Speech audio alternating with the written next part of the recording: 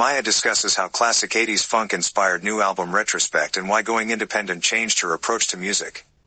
When Maya began conceptualizing what would become her ninth album Retrospect, she knew she needed to subsume herself in a sound that both played to her performance strengths and spoke to where she's at in life. I wanted to turn it up a notch, she tells Variety of the funk-powered record that arrived last Friday. I feel like in my career I haven't had the type of tempo music that supports one of the greatest assets of Maya. I'm a party girl, but people wouldn't know it because I'm so laid back. I'm still the same girl from Case of the X.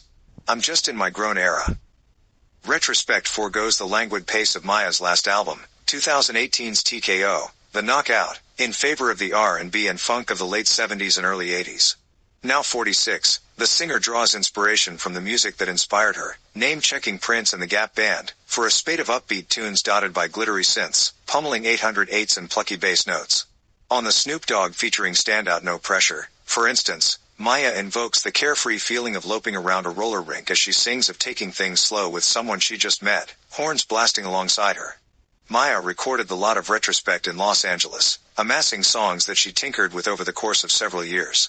She co-executive produced the album alongside Lamar My Guy Mars Edwards, a member of 1500 or Nothing who has worked with everyone from T.I. and Snoop Dogg to Jay-Z and Drake. Now an independent artist, she released her first 4 albums through Interscope and Universal Motown. Up until 2008's Sugar and Spice via her own shingle Planet 9, Maya revels in being completely hands-on, producing her own vocals and managing day-to-day operations like booking studio sessions and selecting press photos. Exercising that control, she says, has been an ethos applied to all her projects for nearly 2 decades. When I didn't necessarily have the creative freedom over, I'll say, control of the files, I tended to be very dissatisfied with the outcome, she explains. She points to her 2003 album Mood Ring as an example where her vocals were often processed or had too much auto-tune, and that she prefers imperfections. When I went independent, I began playing in a space of being satisfied with the work.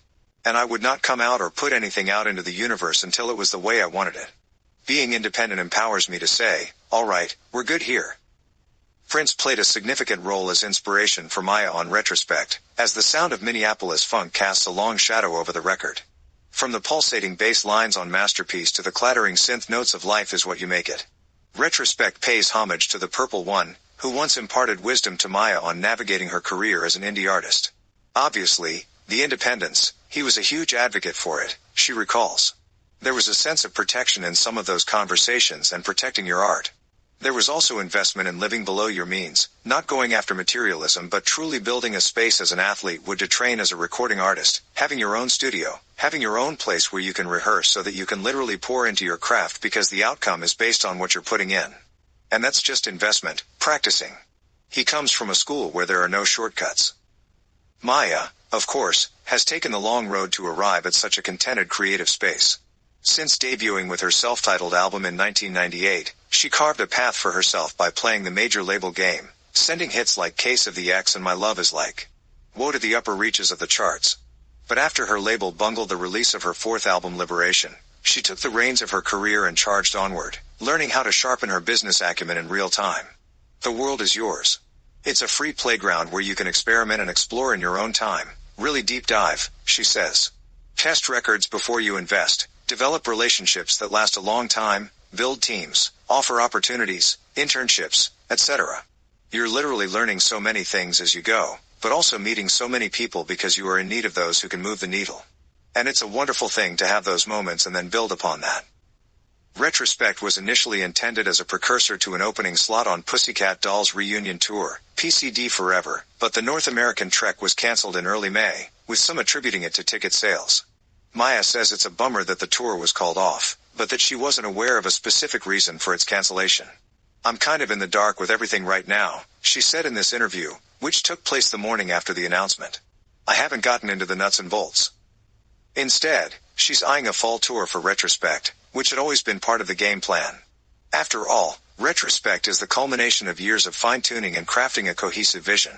For Maya, it's a testament to her creative spirit and drive, something that's still as strong as it was when she embarked on this journey decades ago. There are so many aspects of music that it touches on for life and the human experience, and for me, that's everything. It can instantly bring healing. It can instantly be a room picker-upper, she says. If we truly pay attention, some sounds can heal and raise your vibration and others can lower it. And so to affect the state of others and hopefully have the positive intention and be on the right side of that is what keeps me going. Love, healing, all the good things in life that we need to survive.